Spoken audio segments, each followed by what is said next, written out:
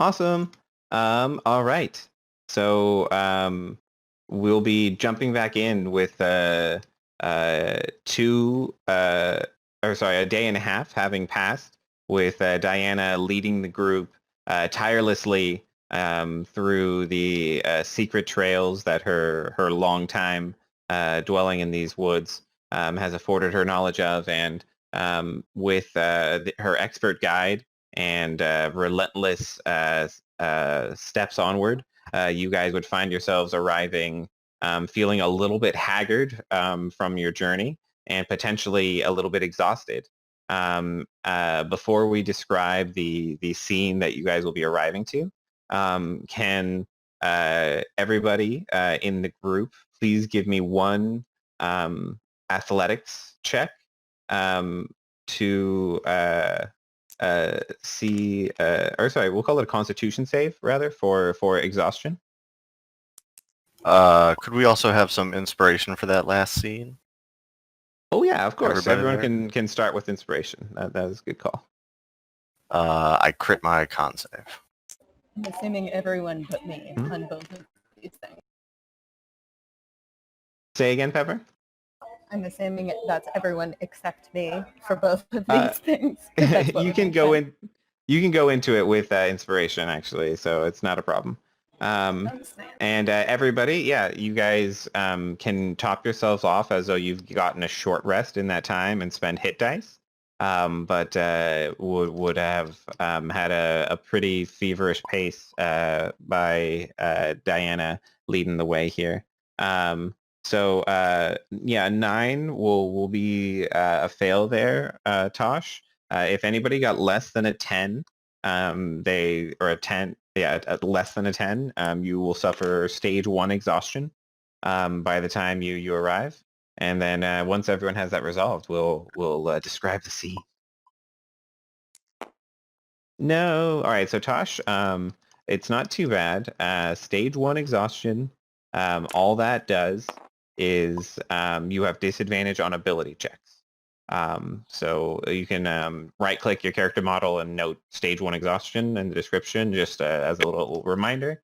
And if everybody would turn their attention to the middle of the table, you guys will see that Diana has led you to what doesn't seem at first glance to be a cave entrance, but rather the skull of an enormous black dragon that looms. There is however, combat that seems to have erupted in front of this skull in this strange clash of plant creatures. You see an enormous fungus-looking creature towering over all the others, and see it swarmed by smaller creatures that look corrupted and evil, whose limbs writhe and are covered in spikes and graspy things. Next to the towering mushroom is a red-haired, fair-skinned, summery elf of the Fae, who none of you have seen before, but is fighting with a fury against these corrupted plant creatures. Everybody roll initiative.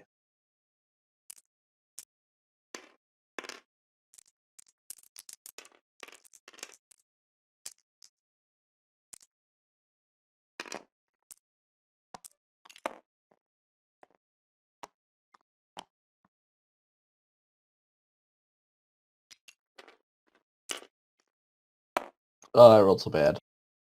So hearing the sounds of battle, I would remark that I'm getting paid for this, right? And look to Tosh. Just like winded. Yeah, of course. That's a good boy. And I would ready my crossbow.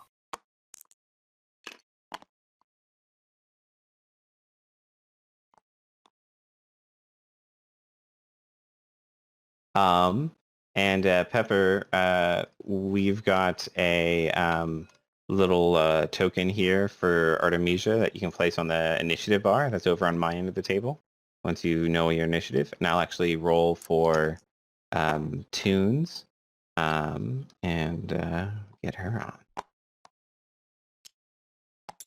I did not realize this was a thing that existed.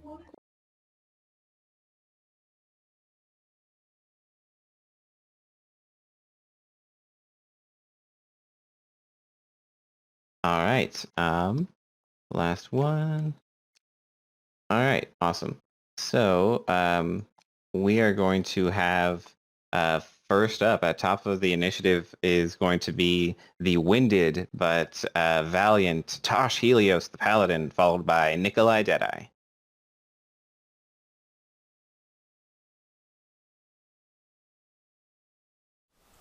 Well, I think Tosh would come running out, and then he's gonna swing into this twig blight that's here.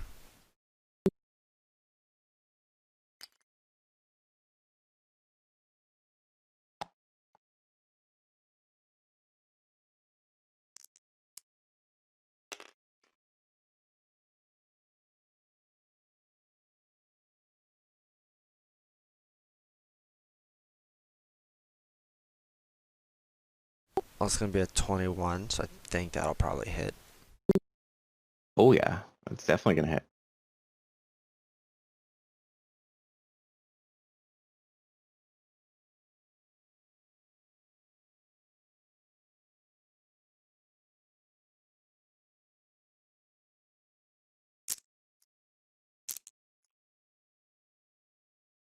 It's gonna be 11 damage. Ooh, very nice. So Tosh's sword is easily the length of this little plant creature, and you just cut it in half lengthwise in one swoop. Ooh, okay. Then I think I will. I'm gonna use my extra attack to attack this other needle blight that's farther back. All right. 5 more feet forward, and Tosh's second attack comes at this humanoid-looking plant monstrosity.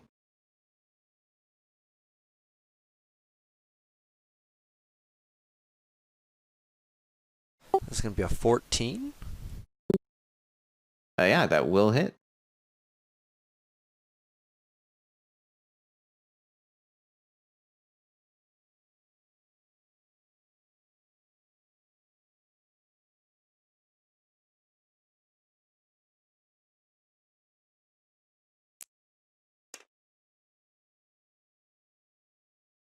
Seven damage. Ooh, very nice.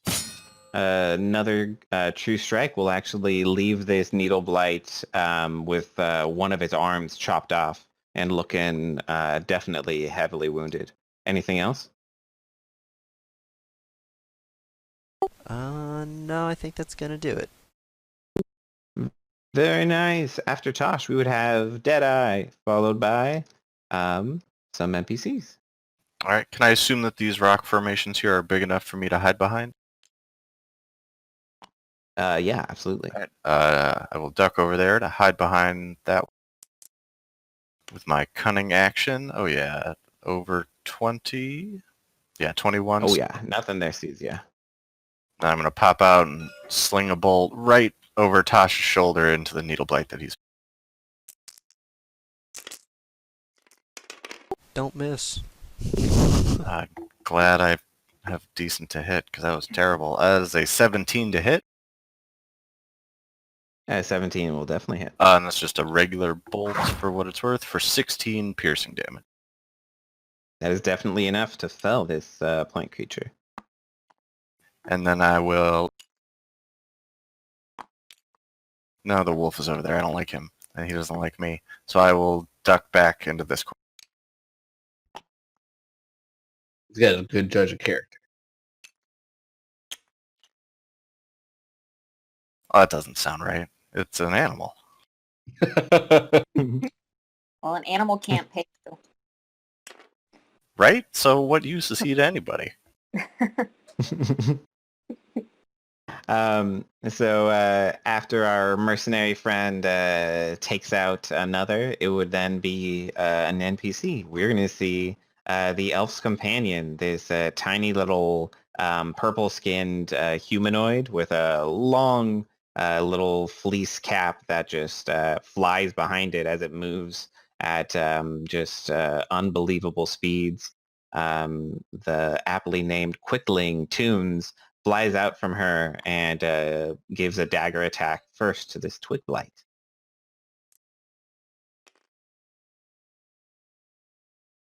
All right, that dagger attack will be a 27 to hit, and is going to do 9 damage and be more than enough to stab that twig blight into a withering mass. And it's just going to keep on through with the same the same trajectory. It's going to keep on trying to dash onto this next one. But Toon's got a natural 1, a critical miss will definitely not do. She will end up flying overhead and putting her third and final attack into the twig blight behind that one. And we'll end up hitting it with a 20 to hit. And it looks as though she got 7 damage there, which looks to be enough to cut that blight into nothing. That will be it for the little Toons. After her, it is going to be the towering mushroom creature. Humanoids, help Mica the Blights. They harm all other living things. And as soon as its call for help, telepathically issued, as it were, hits everyone, with just as much dazzle, the towering Myconid sovereign is going to raise one of its big arms and crash it down on this needle blade. There's no way that thing's got any coin.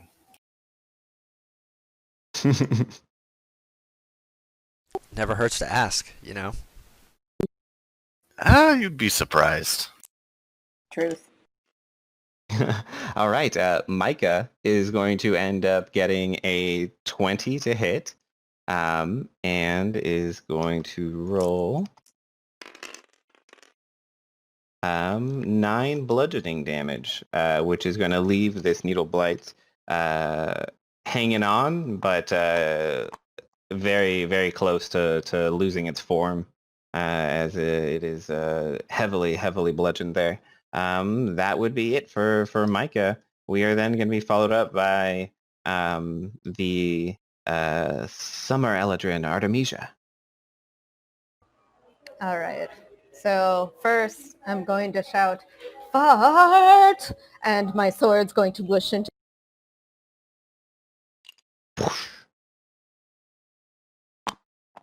And then I'll move up and I'll attack this twig blight.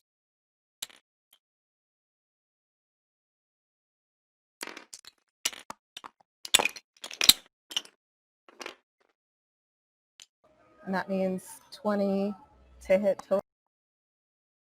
That will definitely hit.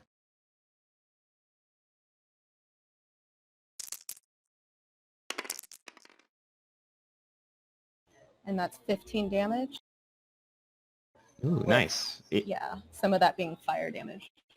Oh, good. Yeah, so this thing is actually vulnerable to fire, and even though you did well more than its health, your added fire damage just incinerates its remains. So there is no trace of it. As you skewer it with your rapier, the flames just consume its little brittle twig body.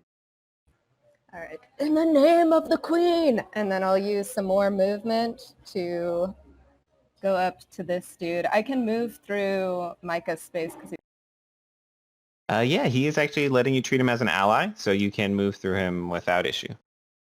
he's sweet.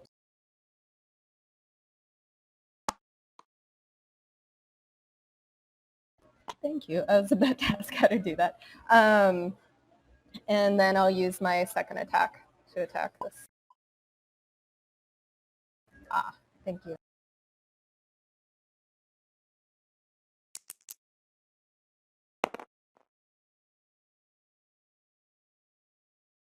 And that's 19 to hit. Oh yeah, and this thing has so little health that you can roll, of course, for the damage, but you are going to incinerate this thing much like you did the other one, as your flaming rapier deftly slides into this brittle plant creature and burns it from the inside. Excellent. And that'll do it. And with apparently all the visible combatants falling, you guys see the unknown Eladrin and the towering fungus creature get a slightly less hostile posture as they turn to greet the oncomers. Thank you, humanoids. Especially you, elf with flaming sword. You are great help to the colony. Yes. Yes, I am. I like that confidence. So, do Diana and Artemisia, do they know each other, or what's their relationship as far as individuals, or as far as, clans, or just as neighbors in the forest?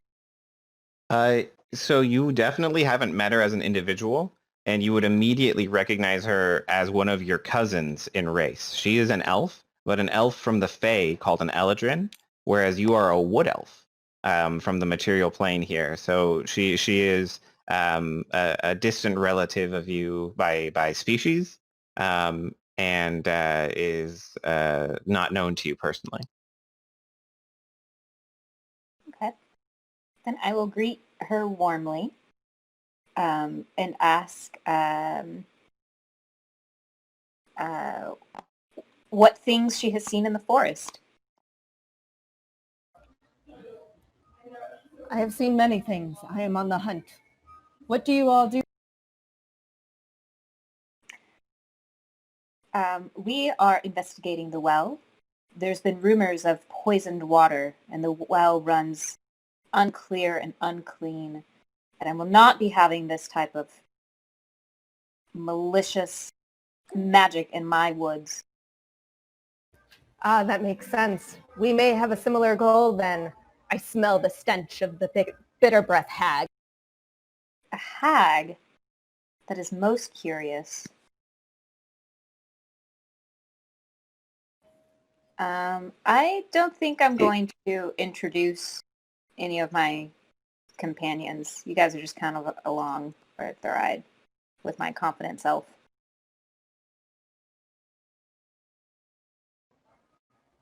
Yeah, I would. Seems we have common enemy in this hag. I was just allowing my flames to die down on the thing, if anybody was wondering. Karen would raise an eyebrow as you keep exclaiming fart. Did you hear that? The fart? That's what I thought it was too.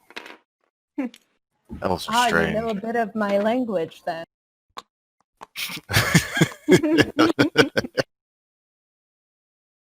Apparently. All right, I will turn and address Micah. Have you seen the hag? Yes. Several moons ago, she came. She drove out my colony. Our sacred duty to tend the well, to tend the being of flame within, who kept the waters warm and pure. We have been disrupted. The colony is sick. And as the towering Myconid sovereign speaks to you, he would move over to the side of the dragon skull and actually start to lean over this very distinctive looking plant, which Artemisia would actually recognize as being not native to the material plane. It is actually native to her realm, the Fae. And what does this do growing? My colony tended the summer thistle, set here long ago by the druid. Our task was singular and simple. But we have been driven out by the hag and her corrupted minions.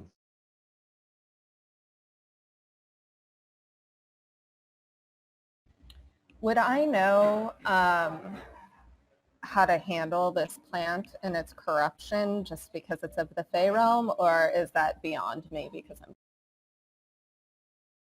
I'm... Your knowledge of survival would definitely teach you how to use plants and how to do basic gardening and cultivation. But what is it that you're trying to achieve? Are you trying to see if you can help the plant and heal it, or what is it you're trying to do? Yeah, I would be seeing if I could help the plant. Okay, well, you could give me a survival check as you try and inspect the plant and see if you can identify what is actually wrong with it.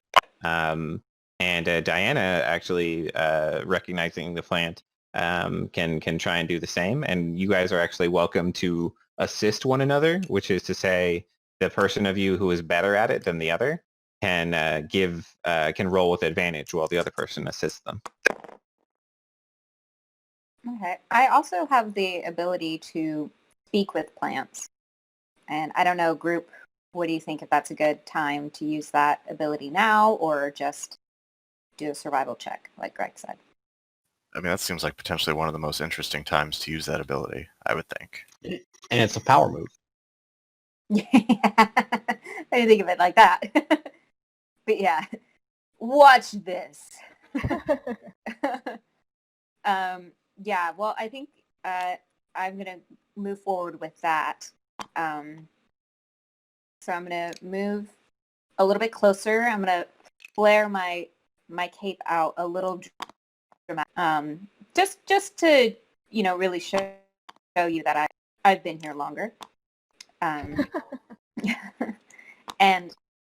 I'll roll speak with plant. All right. Diana would kneel down next to the plant, and with a quick flash of glowing magic surrounding her, Diana, you would suddenly find your mind being rushed by a series of images that the plant communicates to you with. The plant would have very, very sickly and fevered disposition, and the impressions it gives you are ones of weakness and disease and just something unnatural, some sense of wrongness. You would actually see this very, very distinctive image of the unrecognizable, or not unrecognizable, the unforgettable face of the beer hag Brunhilde Bitterbreath, as her skin is just a pale, pale, icy blue, and the lips around her mouth are peeled back as though someone who was frozen to death. And her wicked visage looms over the plant, and the plant sees this strange pink slimy thing placed into the very, very heart at the epicenter of the three flowering bodies that sprout from the plant. Okay. And as you kind of like rush out of your telepathic communion with the plant, you would immediately recognize this plant telling you that something was placed inside the center of it. I will turn to Artemisia and say, this plant is poisoned. The heart inside of this plant is filled with malice. The hag. I saw the hag. Quickly, we must remove the heart from this thistle. And I don't know if it would be a good opportunity for me to dive in and remove it, or what next steps would be. You know that the plant is so sick that it would actually potentially kill it to do this, and you would need to do a pretty delicate operation here, which will be a survival check. Which again, if Artemisia is willing to assist you, you would be able to roll with advantage as you try and delicately identify the foreign body and remove it from the center of this plant. Are you good with that? Does that sound good? Yeah. Yes, I will listen. Cool. All right. What do I need to add to a survival check? So it would be the D20, and then it would be a +7 for you. Oh, well, okay, great. Well, then that is a 21. Oh yeah, that's definitely gonna do it. So you go patiently, and it takes you the better part of 15 seconds to move your hand through with just a delicate slowness to make sure you don't harm this already horribly sickly plant. And you would find your fingers closing around something cold and slimy that easily fits between two fingers. Hmm. Can I do an investigation check on this slimy thing? Yeah, you can just pull it rather than actually needing to do an investigation check. You would just be able to pull it out, and you would find yourself looking at what can be pretty easily identified as some sort of pink tongue. Ew. All right. Felt super gross. Okay. Is the tongue moving at all? It is not, but it is like covered in like a white mucus that makes the sickly pink tone of it just all the more yucky. Okay. I'm going to turn to... Right. There we go. Very, very slowly, but I'm doing it. And I'm going to show this disgusting wormy tongue thing in the palm of my hand and say this is what is poisoning our plants. We must find the source and we must defeat the hag.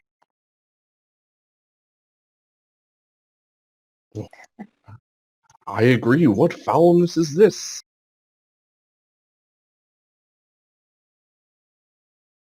All right.